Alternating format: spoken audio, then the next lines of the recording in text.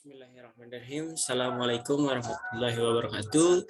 Perkenalkan, nama saya Surya Miharjo Arif Husain dengan NIM 2008800 dari Prodi Ilmu Keolahragaan 2020 Fakultas Pendidikan Olahraga Universitas Pendidikan Indonesia.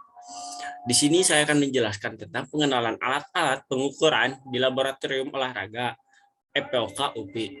Selanjutnya,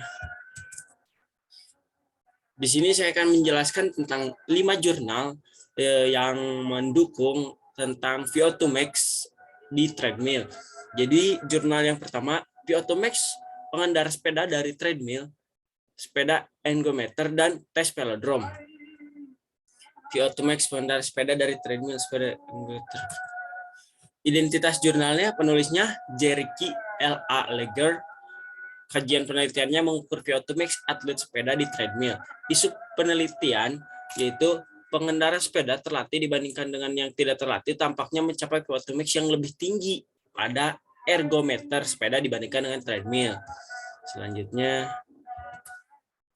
jadi kesimpulan dan manfaatnya, ergometer baik ketika kita mengetes VO2 max dengan ergometer baik, VO2 max cenderung lebih tinggi dibandingkan dengan VO2 max test dari treadmill.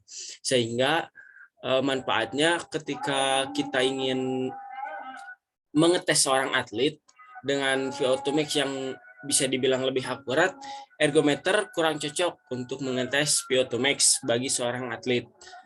Karena cenderung lebih tinggi nilai hasil VO2 max-nya dibandingkan dengan treadmill. Selanjutnya, VO2 max bedah jurnal kedua.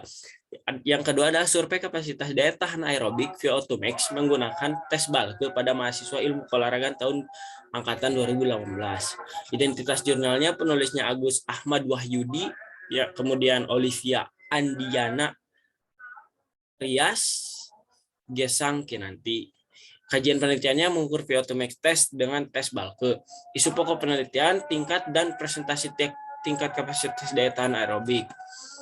Kesimpulannya, dengan mengetahui bahwa tes VO2 max dengan menggunakan bentuk tes Balke bisa dibilang cukup tidak akurat karena banyak faktor yang dapat mempengaruhi dari tes tersebut. Di antaranya yang pertama, lintasan. Lintasan dari tes Balke dapat mempengaruhi, contohnya ada lintasan yang berbentuk grapple atau dengan genting atau bata merah. Kemudian ada lintasan yang berbentuk tartan. Untuk lintasan yang berbentuk tartan cenderung akan lebih lari kita lebih efektif dan efisien dikarenakan ketika sepatu spike yang kita injak mendorong lebih efektif dan efisien dibandingkan dengan di tanah merah. Kemudian yang kedua ada cuaca.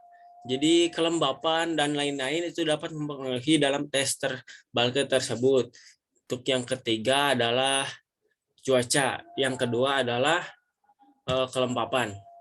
Yang ketiga cuaca. Jadi manfaatnya tes Balke cenderung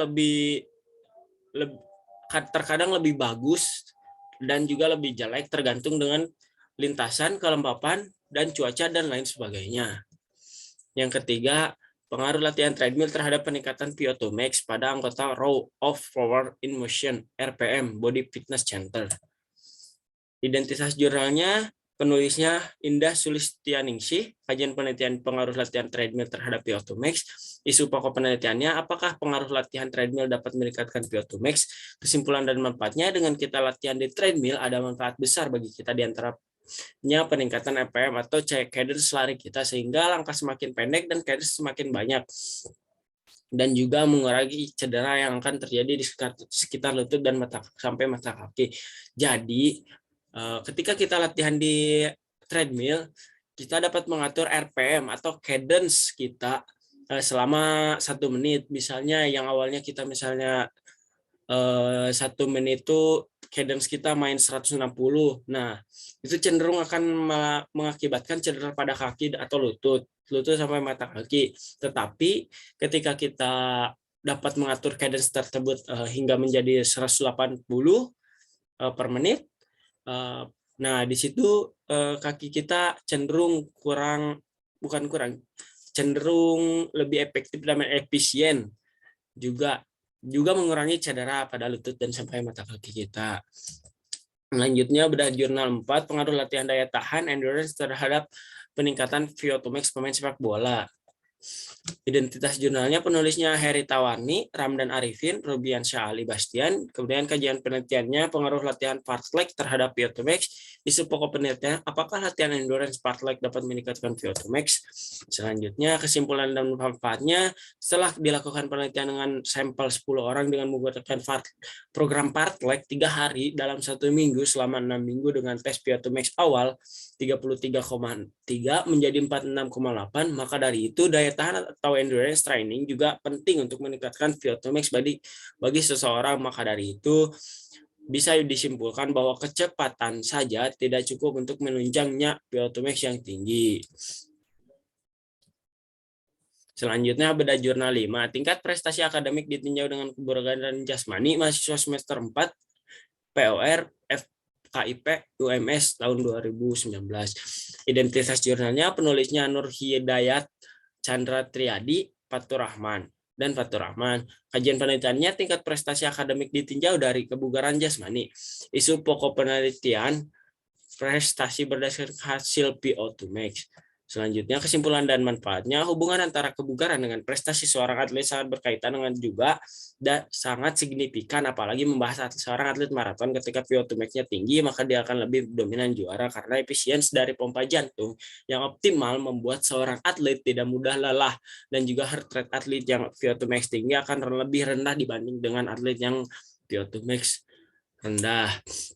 Maka dari itu VO2 max juga sangat berpengaruh bagi seorang atlet, karena ketika kita memiliki VO2 max yang rendah, maka kita akan merasa lebih sering capek ketika latihan capek.